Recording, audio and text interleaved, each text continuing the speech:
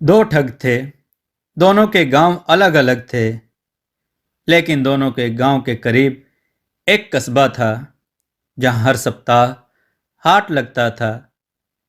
दोनों को अपनी जरूरतों का सामान लेने भी और अपनी ठग विद्या का इस्तेमाल करने भी उस हाट में आना पड़ता था। उस समय के हाट आज के बाजार यानी मॉल और मेले से अलग हुआ करते थे, लेकिन सदा ही हाट में लोग अपनी जरूरतों की पूर्ति के लिए ही आते जाते रहते थे। जरूरतों जरूरतों में फर्क तब भी था और अब भी है और आगे भी ही रहेगा। एक बार दोनों ठग अपने अपने गांव से कस्बे में भरने वाले हाट के लिए निकले। दोनों के सिर पर भरे ही एक एक बोरी थी। दोनों को अपनी बोरी का सामान देकर दूसरा सामान लाना था। गर्मी का मौसम था। पैदल चलते चलते दोनों के शरीर से पसीने के रूप में बहुत सारा पानी बह चुका था। दोनों को जोर की प्यास लग रही थी, लेकिन हाट से पहले कहीं प्याऊ या कुआं बावड़ी मिलने की उम्मीद नहीं थी। फिर कुछ देर में दोनों कस्बे के हाट के करीब पहुंचे। हाट की शुरुआत में ही घना छायादार पेड़ था। एक बुढ़िया का प्याऊ था, जिसके नीचे एक बुढ़िया की छोटी सी दुकान थी। उस बुढ़िया का एक प्याऊ था। दोनों ठगों की नजर प्याऊ पर पड़ी। प्याऊ को देखकर प्यास थोड़ी और बढ़ गई। दोनों ने अपने अपने सिर पर रखी बोरी को एक साथ पेड़ की छांव में पटका और पानी के मटके की तरफ बढ़े। वहीं दोनों के कुछ क्षण के लिए आंखें मिलीं। दोनों ने मन भरकर पानी पिया, मुंह पर पानी के छींटे मारे, मुंह को गमछे से पोंछा, अपनी अपनी बोरी की तरफ पलटे और चूंकि तब वहां बैठने को बेंच, मूढ़ा और स्टूल जैसी कोई चीज नहीं थी, सो जमीन पर ही बैठ गए। और चूंकि तब उन्होंने किसी महंगे ब्रांड के कपड़े नहीं पहने थे, इसलिए धूल लगने की भी चिंता फिक्र न थी। हालांकि पेड़ के नीचे दोनों ठगों की मुलाकात इत्तेफाकन ही थी। उनकी शक्लें वॉलमार्ट यानी बिल गेट, उन दोनों की मुस्कान मनमोहिनी नहीं थी। वे एकदम साधारण आदमी जैसे आदमी दिखते थे और वे जानते थे पैसा पेड़ पर नहीं लगता। पैसे के लिए बहुत कुछ करना पड़ता है। किसान जमीन गिरवी रखता है और शरीर बेच देती है। राजा देश और रियाया को दांव पर लगा देता है। सो उन दोनों को भी कुछ ना कुछ करना ही था। जब एक बार फिर दोनों की आंखें मिली तो दुआ सलाम हुई। किस गांव से आए हैं बात हुई। पहले ने अपनी फतवी की जेब से चिलम, तंबाकू और स्यापी निकाली। दूसरे ने अपनी कमर में बंधे गमछे में से दो चकमक पत्थर और जरा सा कपास निकाला। पहले ने चिलम में तंबाकू भरी। चिलम के निचले हिस्से के आसपास स्यापी लपे स्यापी लपेटी और चिलम को मुंह से लगाई। दूसरे ने चकमक पत्थर से कपास को सुलगाया, चिलम पर रखा। दोनों बारी बारी से चिलम के कश खींचने लगे। धुआं उगलते हुए पहले ने पूछा, बोरी में क्या है भैया? दूसरे ने चिलम पहले की ओर बढ़ाते हुए कहा, कौड़ियां हैं भैया। पहला फिर धुआं उगलता हुआ और मुस्कुराता हुआ बोला, अरे वाह, कौड़ियों की तो मुझे तलाश थी। मुलाकात हुई आपसे। उम्मीद ही नहीं थी कि हाट में इतनी जल्दी अपने काम की चीज मिल जाएगी। दूसरे ने शांत भाव से पहले से पूछा, आपकी बोरी में क्या है भैया? मोती हैं, पहले ने तपाक से कहा। दूसरा हंसता हुआ बोला, कौड़ी और मोती तो एक ही मोल है। हाँ भैया, पहले ने कहा। तो तो क्यों ना हम दोनों अपनी अपनी थैलियां बदल लें? दूसरे ने कहा, क्योंकि मुझे मोतियों की ही तलाश थी। अरे भैया, आपने मेरे मुंह की बात छीन ली, पहले ने कहा। दोनों ने एक दूसरे की बोरी उठाई, मन ही मन मुस्कुराते हुए, दुआ सलाम करते करते अपने गांव की ओर चल पड़े। दोनों ने मन ही मन सोचा, आज तो बहुत जल्दी काम बन गया। मन ही मन दोनों को अपनी अपनी ठग विद्या पर थोड़ा थोड़ा गुमान भी हुआ। दोनों अपने अपने घर पहुंचे। पहले पानी वानी पिया, फिर खाट पर लेटकर कमर सीधी की और फिर प्रफुल्लित मन से बोरी का मुंह खोलने लगे। पहला बोरी का मुंह खोलते हुए बुदबुदा रहा था, चलो आज रेती के बदले मोती ठग लाया हूं। दूसरा बुदबुदा रहा था, आज तो कंकरों के बदले कौड़ी उठा लाया हूं।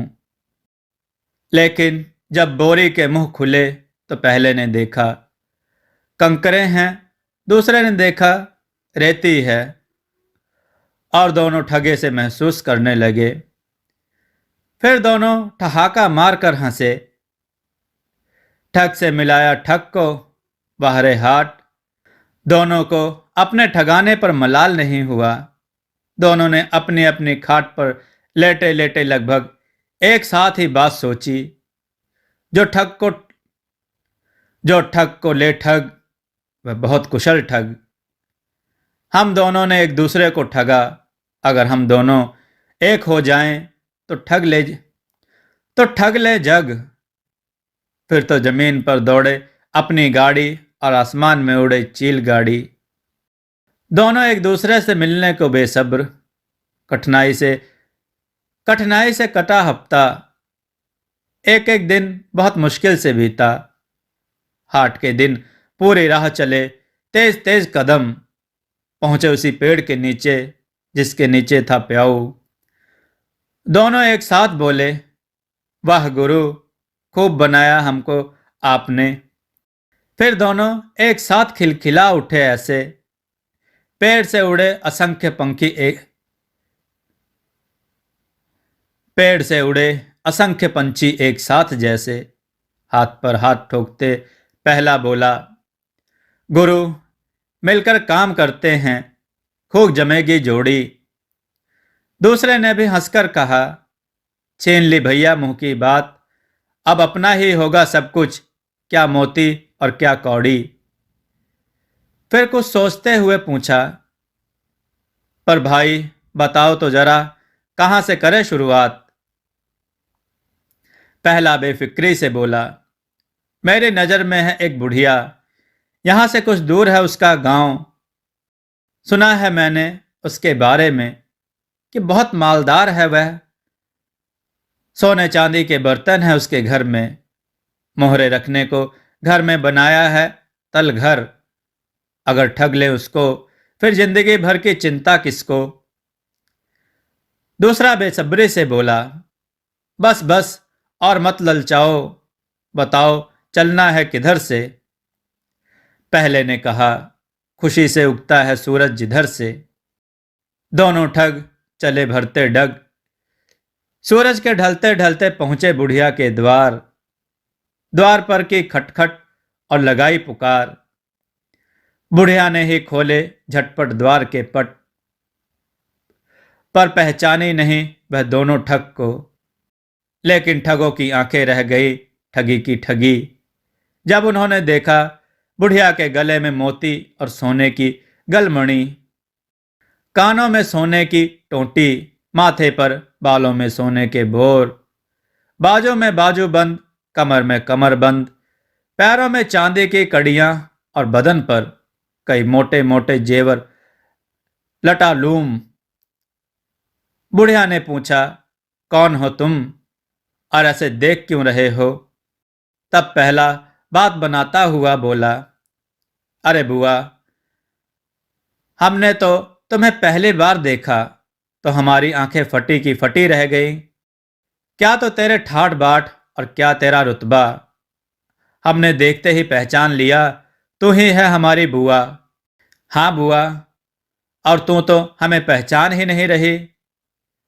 दूसरा भी बात बनाता हुआ बोला, भूल गई तेरा एक भाई था, तू तो कमाने और धन जोड़ने में ऐसे लगी कि अपने मायके को ही भूल गई। अपने भाई और भतीजे को भूल गई। बुढ़िया को मन ही मन थोड़ा पछतावा हुआ कि वह अपने भतीजों को नहीं पहचानी। भतीजे सही कह रहे हैं। पति के जाने के बाद मैं उसके कामकाज और धन दौलत को संभालने में ऐसे रमी कि 35-40 बरस हो गए और मायके ही नहीं गई। बुढ़िया ने भाव विह्वल होते हुए कहा, अरे मेरे भतीजो, आओ आओ, भीतर आओ। कैसा है मेरा भाई? कैसी है मेरी भाभी? अब तो तुम भी बड़े बड़े हो गए, तुम्हारे भी छोरे छोरी होंगे। पहले ने अपना नाम बताया, मन। दूसरे ने अपना नाम बताया, मोहन। फिर मन बोला, बुआ, अब माँ और पिताजी तो नहीं रहे। दूसरा मोहन बोला, लेकिन जब पिताजी की सांस की डोर टूट रही थी, उन्होंने कहा था, बेटे, मन और मोहन, फला गांव में एक तुम्हारी बुआ है, वह तो मुझे भूल गई है, पर तुम उसे मत भूलना। जब अपने बच्चों की शादी करो तो तुम्हारी बुआ को जरूर जरूर ले आना। मन भावुक होता हुआ बोला, हाँ बुआ, अब तू मना मत करना, तुझे तेरे भतीजों के बच्चों की शादी में आशीर्वाद देने चलना ही पड़ेगा। फिर इधर उधर देखता हुआ बुआ की कलाई में सोने के कड़ों को सहलाकर मन आगे बोला, बुआ, मेरी माँ यानी तुम्हारी भाभी ने कहा था, हमारा एक भाई भी है, वह कहाँ है बुआ? दिखाई नहीं दे रहा। मोहन ने भी भाई के प्रति मोह दिखाते हुए पूछा, हाँ बुआ, हमारे आए इतनी देर हो गई और हमारा भाई अभी तक हमें दिखा ही नहीं। कहीं ऐसा तो नहीं कि उसे हमारा आना पसंद नहीं आया हो या कहीं पर गांव गया है? अरे नहीं बेटा, नहीं, ऐसी कोई बात नहीं। तुम तो आराम से बैठो, लेटो, जरा कमर सीधी कर लो, थक गए होंगे। बुढ़िया ने प्यार भरे स्वर में कहा और बोली, वह आता ही होगा, गांव में ही है, मैंने खबर भिजवा दी है। बुढ़िया की बात खत्म होते होते तो उसका लड़का आ भी गया। बुढ़िया ने उसे देखते ही कहा, अरे बेटा होशियार, कहाँ चला गया था? देखो तो, तेरे मामा के छोरे, तेरे भाई आए हैं, तुझे याद कर रहे हैं।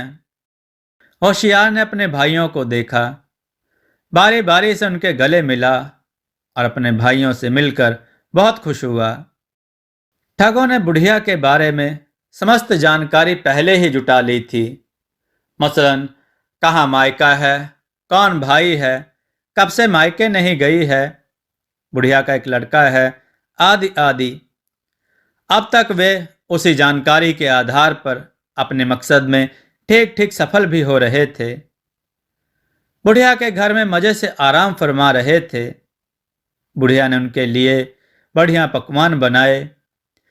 होशियार ने उन्हें खूब पकवान परोसे। दोनों ने छक कर खाए, रात भर तान कर सोए। सुबह पक्षियों के कलरव के साथ ही जाग गए।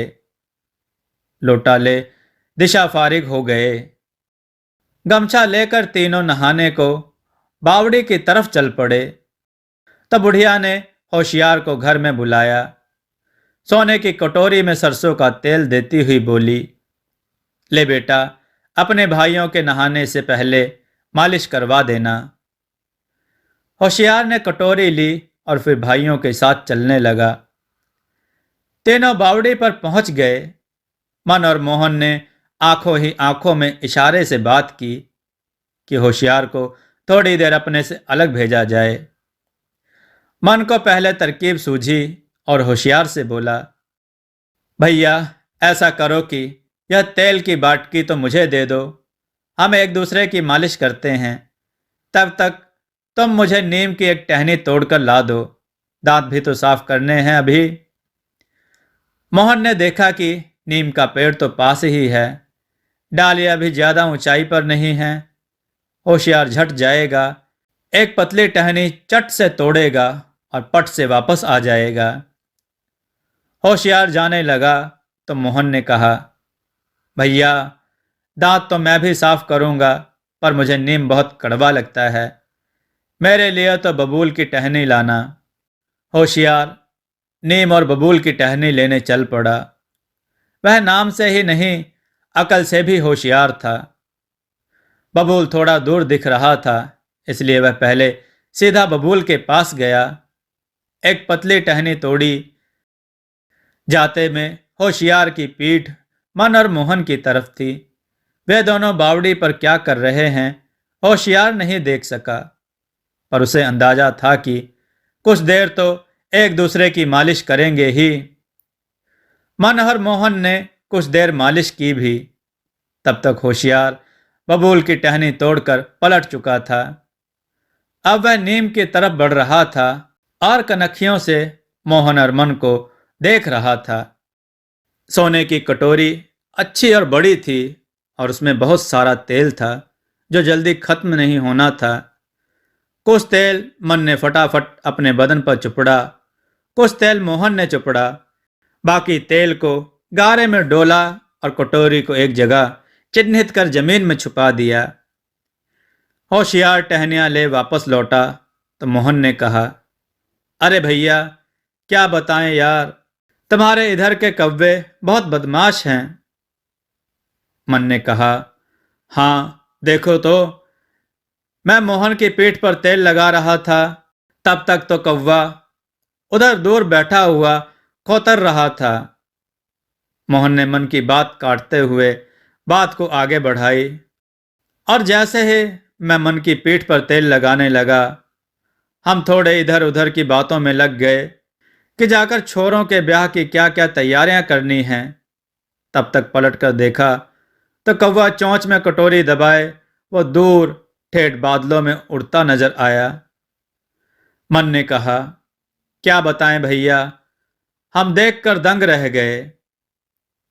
होशियार हकीकत से वाकिफ तो था, पर अनभिज्ञता जाहिर करता हुआ बोला, कोई बात नहीं भैया, कौवे ने आपको तो कुछ नहीं किया ना।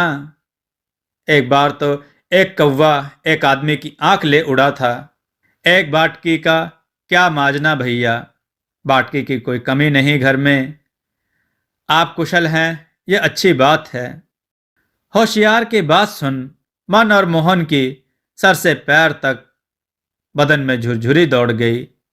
दोनों ने एक दूसरे की आंखों में देख इशारे में ही बात की कि अच्छा हुआ कोई कौवा नहीं आया, वरना लेने के देने पड़ जाते। फिर दोनों ने झटपट दांत साफ किए, तीनों नहाए धोए और वापस घर की ओर चल पड़े। घर पहुंचे तो बुढ़िया उनका इंतजार कर रही थी। बुढ़िया को देखते ही मन ने कहा, अरे बुआ, तेरे गांव के कौवे बहुत ऐबले हैं, तेल की कटोरी लेकर उड़ गए। बुआ को सोने की कटोरी जाने का दुख तो हुआ। बुआ ने बड़ी मेहनत से दौलत कमाई थी और बड़े जतन से अपने पति की दौलत इकट्ठा की थी। वह बुदबुदाकर खुद ही बोली, मेरी ही गलती थी, सोने की कटोरी में तेल नहीं देना था। पीतल की में देती तो ठीक रहता, पर मैंने भी जो हाथ में आ गई उसी में तेल दे दिया। लेकिन दूसरे क्षण हंसते हुए बोली, अरे ले गया तो ले गया। फिर तीनों से बोली, चलो आसन बिछाकर फटाफट बैठो, मैंने खुद अपने हाथों से तुम्हारे लिए पकवान बनाए हैं, अभी गरम गरम हैं, अच्छे से पेट भरकर खा लो। मोहन ने बुढ़िया से कहा, बुआ, तो परोसने के चक्कर में मत पड़, हम तो तीने अपने हाथ से लेकर जिम लेंगे। तो अच्छे से तैयार हो जा, अभी ठंडे ठंडे ही निकल चलेंगे, तभी सांझ तक घर पहुंचेंगे। ठीक है, तुम जिमो, मैं तैयार होती हूँ, कहते हुए बुआ अंदर जाने लगी। मोहन ने कहा, बुआ, बहुत बरस बाद अपने मायके चल रही है, ऐसा श्रृंगार करना कि देखने वाले देखकर दांतों तले उंगली दबा लें, कहें यह है मन और मोहन की बुआ। मन ने कहा, हाँ बुआ, कोई बार बार तेरे भतीजों की शादी तो होगी नहीं, अपनी इच्छा पूरी कर लेना अभी। बुआ ने कहा, अरे तुम तो खाओ, फिक्र मत करो, मैं भी आज सारी खाद पूरी कर दूंगी। तभी होशियार बोला, अरे माँ, अब बुढ़ापे में तू भी इस चमड़ी झुलसाती गर्मी में तू कहाँ जाएगी? तो घर में ही मजे से पालने में बैठ। मैं नौकरों से कह दूंगा कि पंखों से हवा करते रहें। बुआ के चलने की तैयारी से मन और मोहन के चेहरे पर जो खुशी आई थी कुम्हला गई। मुंह में पकवान का निवाला बेस्वाद हो गया। मोहन मन ही मन बुदबुदाया, लगता है ये दाव नहीं लगने देगा। मन और मोहन की तरफ देखे बगैर होशियार आगे बोला, माँ, अब नाते रिश्तेदारों में आने जाने के मेरे दिन हैं। मैं भी तो जरा अपना ननिहाल देख आऊं, अपनी भौजाइयों और भाइयों से मिल आऊं। थोड़े दिन वहां रहूंगा तो भतीजे मुझे काका काका कह के पुकारेंगे। मुझे अच्छा लगेगा। यहाँ तो कोई काका पुकारता ही नहीं। इसलिए माँ, तू रहने दे, मैं ही हो आता हूँ। माँ को अपने बेटे होशियार की बात जच गई। वह बोली, हाँ बेटा, बात तो तू सही कह रहा है। मैं अब जाके भी क्या कर लूंगी? आज हूं तो कल नहीं। तू जा, वहां गांव गांव से मेहमान आएंगे, तुझे देखेंगे। हो सकता है कि तू पसंद आ जाए, कोई तेरी सगाई शादी का रिश्ता ले आए। फिर आगे रिश्ता नाता सब निभाना भी तो तुझे ही है। अच्छा है, तू ही जा। मोहन ने बुआ की बात काटते हुए कहा, भैया, बुआ ठीक कह रही है। तो आज ऐसा सच संवर के चलना कि हर जवान लड़की का बाप तुझसे अपनी लड़की का रिश्ता करने को मचल उठे। मन ने भी उकसाया, हाँ भैया, सब में अलग ही नजर आओगे। बात करते करते भोजन तो खा लिया। होशियार अच्छे से तैयार भी हो गया। किसी राजकुमार से कम नहीं लग रहा था वह। उसे देख मोहन और मन की आंखों में लालच के गिद्ध मंडरा रहे थे, पर वह खुद पर काबू किए हुए थे। उन्होंने कहीं सुना था कि सब्र का फल मीठा होता है। सो वे बहुत ही मीठे फल की प्रतीक्षा में सब्र किए हुए थे। घर से तीनों एक ही घोड़े पर रवाना होने लगे तो बुढ़िया ने होशियार से कहा, बेटा, अलग अलग घोड़ों पर आराम से बैठ के जाओ। होशियार ने कहा, अरे माँ, हम तीनों एक पर बैठ के जाएंगे, आपस में बात करते जाएंगे, अच्छा लगेगा। और फिर उधर से तो मुझे अकेले ही आना है। मन और मोहन ने एक दूसरे की आंखों में देखते हुए मन ही मन कहा, अच्छा है, एक ही घोड़े से चलते हैं। अपना मौका देखकर होशियार को उल्लू बनाकर इसी घोड़े पर चंपत हो जाएंगे। मोहन ने प्रकट में बुआ से कहा, हाँ बुआ, भैया ठीक कह रहे हैं। फिर दो घोड़ों को उधर से कौन लाएगा और हम एक घोड़े पर आराम से चले जाएंगे, तो फिक्र मत कर। बुआ ने अपने दोनों हाथों की उंगलियों को मोड़कर अपने सिर से लगाई, बुदबुदाते हुए अपने भतीजों और बेटे की मंगल यात्रा की कामना की। वे तीनों घोड़े पर बैठ ही चुके थे। होशियार आगे बैठा था और उसके हाथ में लगाम थी। उसने घोड़े की पासों में एड़ी मारी, घोड़ा चल पड़ा।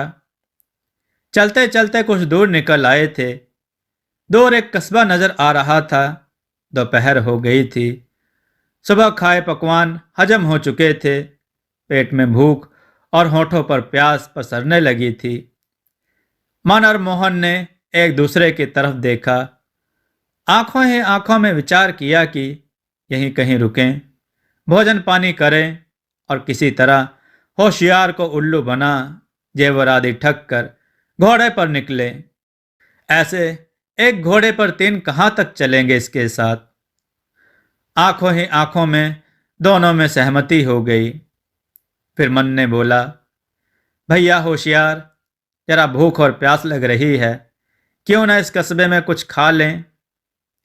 मोहन ने मन की बात को संभालते हुए कहा, हाँ, ये एकदम ठीक बात है।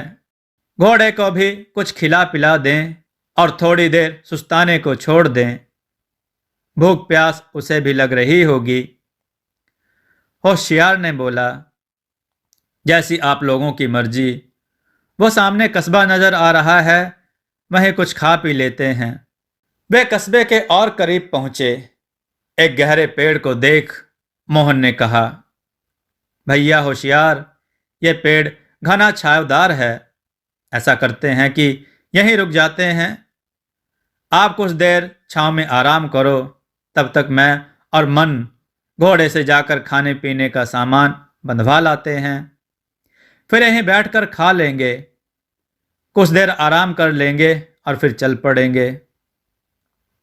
मन ने मोहन से कहा, पर भैया, अपने पास तो पैसे कौड़ी सब कुछ खत्म हो चुके हैं, सामान कैसे लाएंगे? मोहन ने जैसे समस्या का हल खोजते हुए होशियार से कहा, भैया, अपने इतने जेवर पहने हैं तो ऐसा करो कि कोई छोटा बड़ा जेवर उतार कर दे दो। कस्बे में कोई सुनार होगा तो उसे जेवर बेच मोहरे ले लूंगा। मोहरे से खाने पीने का सामान ले आऊंगा। होशियार ने होशियारी दिखाते हुए कहा, अरे भाइयों, आप क्यों इतनी चिंता फिक्र कर रहे हो? यूं समझो कि यह कस्बा अपना ही है। यहाँ खाना पीना खरीदने की जरूरत नहीं है। सब जानते हैं मुझे। जिसकी देहरी पर जाकर रुक जाएं, वह खाने पीने का इंतजाम कर देगा।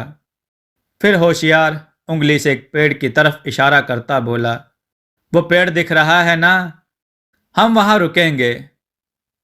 वहीं चुटकी बजाते सब बंदोबस्त हो जाएगा। मन और मोहन ने मन ही मन सोचा, बड़ा होशियार है, इसे ठगने के लिए कोई खास तरकीब सोचनी पड़ेगी। वह पेड़ कस्बे के किनारे पर ही था।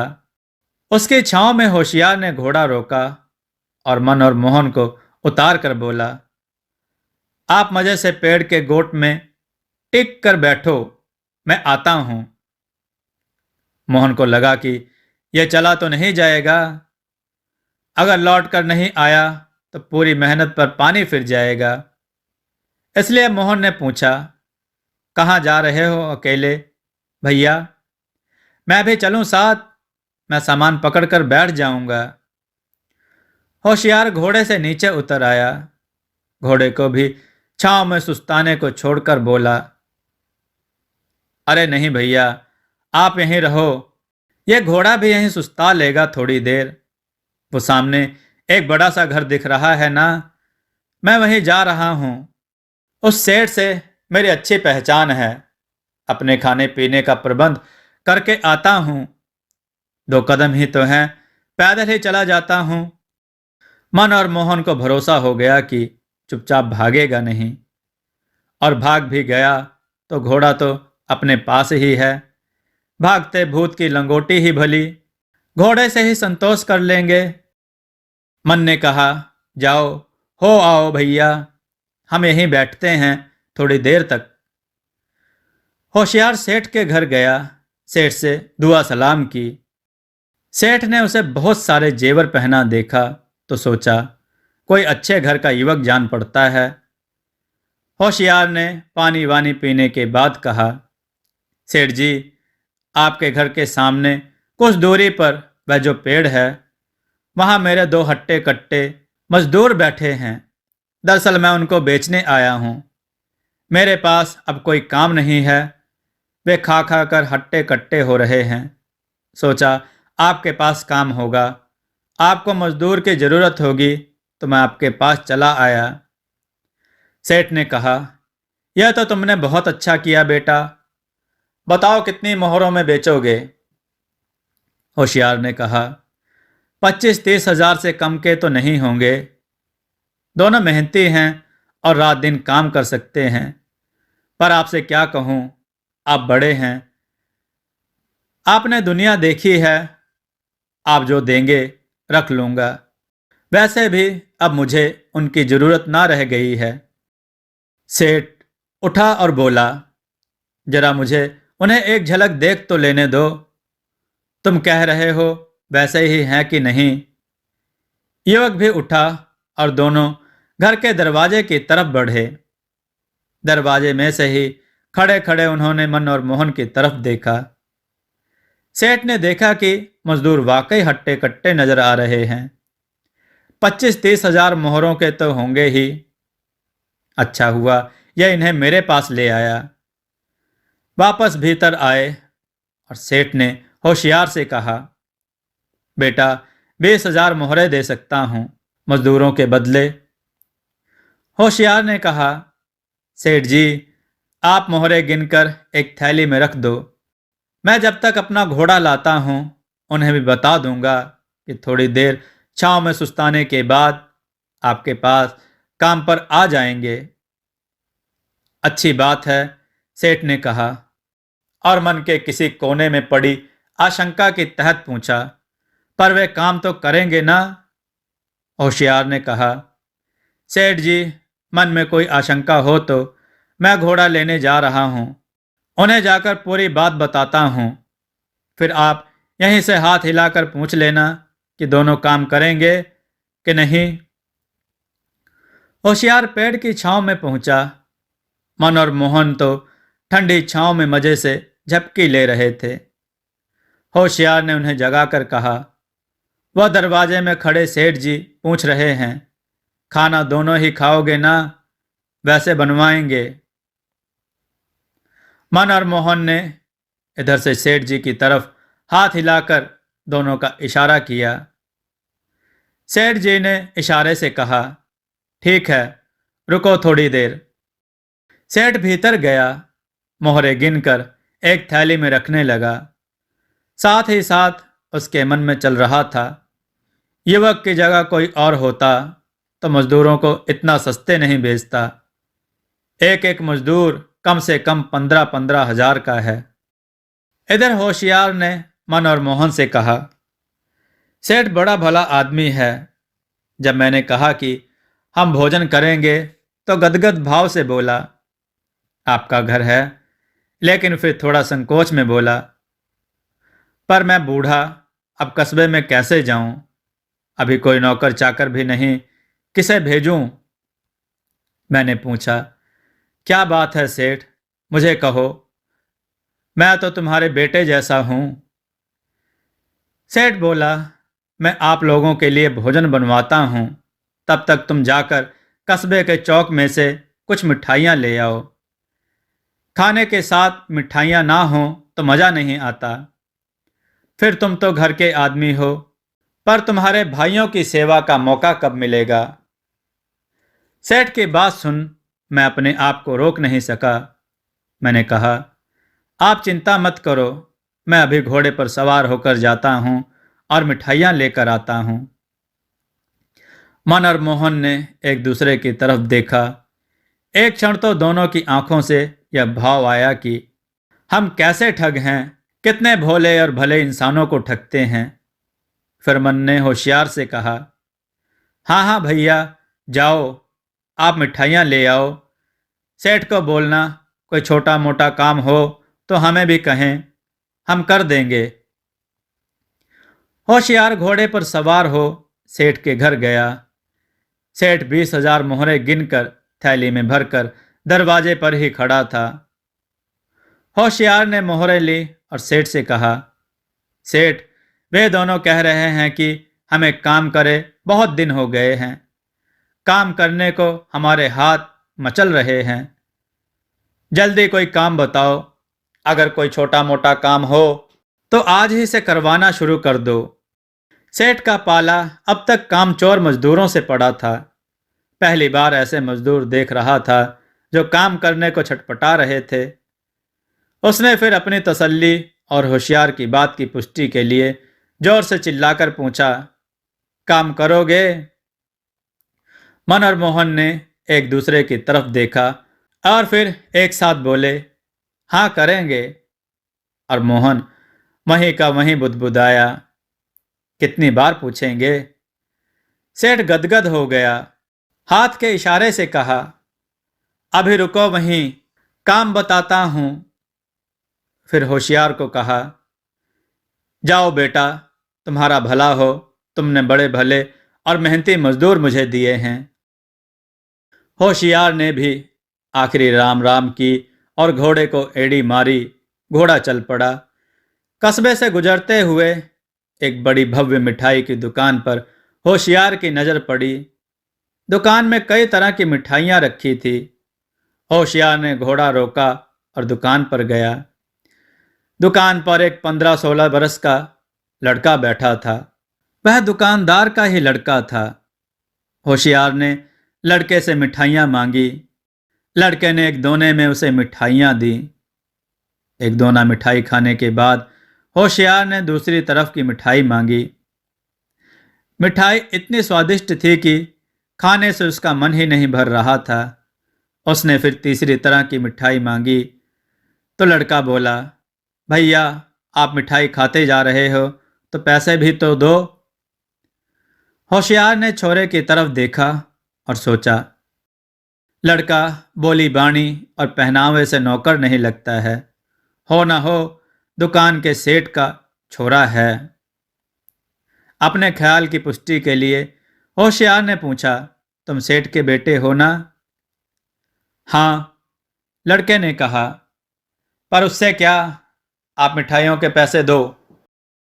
अरे बेटा, तुम मुझे नहीं जानता, तेरे पिता जानते हैं। सेठ से मेरी पुरानी पहचान है। वो कहाँ हैं? पिताजी तो घर में भोजन करने गए हैं। तो जाओ, उनको मेरे बारे में बताओ।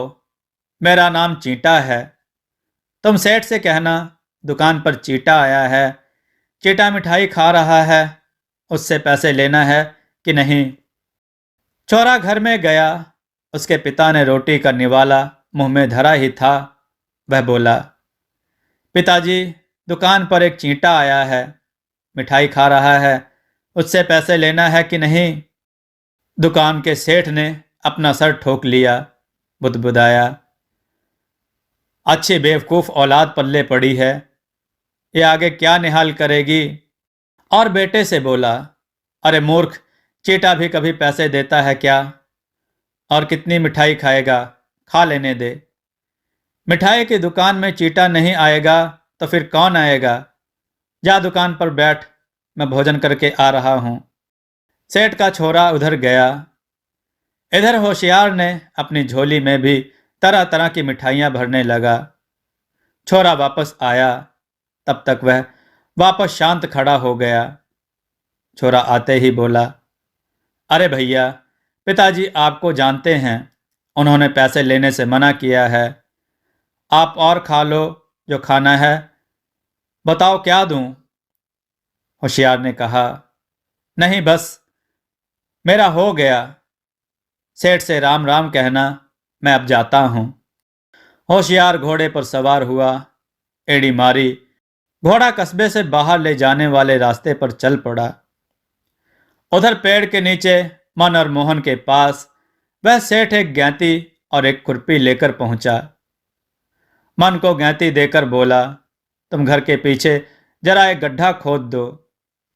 मोहन को खुरपी पकड़ाते हुए बोला, तुम घर के पीछे खेत में जरा निदाई गुड़ाई करो। मोहन और मन एक दूसरे की आंखों में देखे कि क्या माजरा है। कुछ समय नहीं आया तो मन ने कहा, सेठ जी, हमारा भाई कस्बे में मिठाई लेने गया है, उसे आ तो जाने दो, अभी तो भूख के मारे प्राण निकल रहे हैं। उसने कहा था कि वह मिठाई लेकर आता है, फिर भोजन खाएंगे। आप भोजन बनवा रहे थे ना? अभी आपने हाथ हिलाकर पूछा भी था। मन ने कहा कि एक जना करोगे कि दोनों? हमने कहा था दोनों जने भोजन करेंगे। मोहन ने कहा, हाँ, खाने से पहले कुछ लाना हो, जैसे खेत से मूली या कांदा आदि, तो हम उखाड़ लाते हैं। बाकी निदाई गुड़ाई करना या गड्ढा खोदना तो हमारे बस की बात नहीं। फिर हमारे भाई को तो भी आने दो। सेठ थोड़ा ताव खाता हुआ बोला, अरे उठो, वो अब क्यों आएगा? वो तो आपको 20,000 मोहरों में मुझे बेच कर गया है। उसने कहा तुम उसके नौकर थे, अब मेरे नौकर हो, चलो यह ज्ञाति खुरपी उठाओ और काम पर लग जाओ। मन और मोहन ने एक दूसरे को देखा और मन ही मन कहा, अरे भैया, यह तो अपना भी बाप निकला। आगे की कहानी जानने के लिए देववाणी चैनल को सब्सक्राइब करके रखें और कहानी को पूरा सुनें और उसका आनंद लें। दोस्तों, आपको यह कथा कैसी लगी अपने विचार और सुझाव कमेंट में जरूर दें। हमारी कथाओं को लाइक करें, हमारे चैनल को सब्सक्राइब करना न भूलें। हमारी कथाओं को शेयर जरूर करें जिससे लोगों को अच्छा ज्ञान प्राप्त हो। जय श्री राम भक्तों।